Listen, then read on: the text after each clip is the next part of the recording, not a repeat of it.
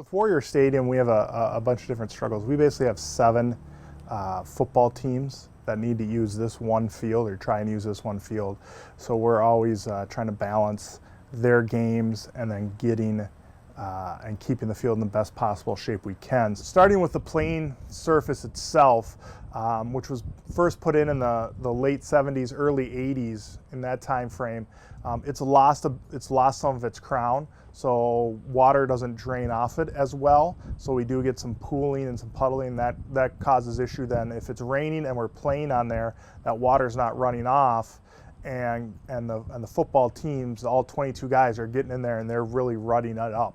What we're at a point to right now is that the crown originally was a 2-foot crown. Just takes a glance to see that we're substantially less than that now.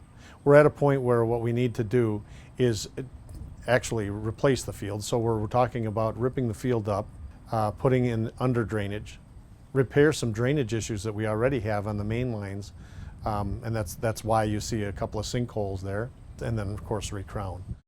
As superintendent, I see that the need for some of the improvements to the stadium have been things we've been talking about for 5, 6, 7 years. It's really with regards to in its initial phase and discussions around the field itself and just the condition and the age, and the need for us to really amend what we have there and make some improvements. I think the benefit that turf brings to us is the ability to not have to count events. Well, right now we have to be very cautious of how many events we can put on a grass field and particularly into Warrior Stadium. And so our limiting factor right now is green space in the community as a whole. Right now we turn away events such as opportunities with drum and bugle corps or other types of that could be viewed as community events that we just don't have a place where we can host them that would not have an impact on the number of events that we're putting on a grass field. The field turf and the football field project obviously is going to benefit the football team, but it'll also benefit the physical education students of the high school. Our classes could go outside to use the field. You know, the stadium, you're talking about 2 7th grade teams, 2 8th grade teams, 2 9th grade teams, a sophomore team, a varsity reserve team, and a varsity team, all playing on that, trying to schedule that.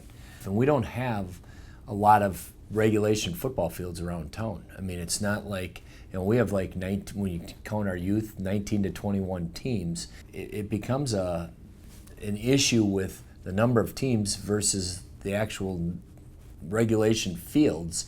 And I know it sounds weird in this community with us being a pretty big football town. Well, this would open up a whole nother area for the community. And again, it wouldn't necessarily just be football. It would be a variety of things. Our Phi Ed stuff, our all the spring sports, all the different things, lacrosse, all have access. And right now, it's just they're really trying to limit it. So what I'd look forward to is just the availability of a field, and we wouldn't be tearing it up.